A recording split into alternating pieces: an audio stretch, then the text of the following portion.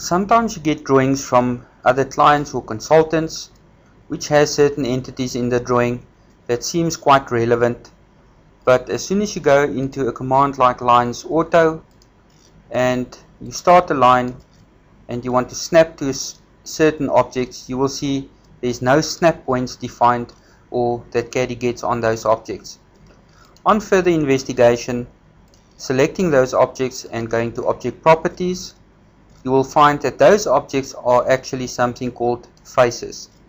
Now, a face is probably a polyface mesh, which is a three-dimensional plane object, or polyface mesh or polygon mesh, which was exploded. As soon as you explode a polyface mesh, it turns into faces, and once you get faces, you can't do much with that. In CADI 16, if I go to Modify, Convert, I can convert faces to polylines.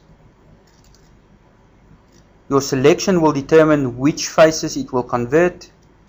The plane for polylines is where you can choose whether the polyline should be in the same position or plane as the face on the WCS or on the UCS. I can also tell CADI to erase the faces once complete.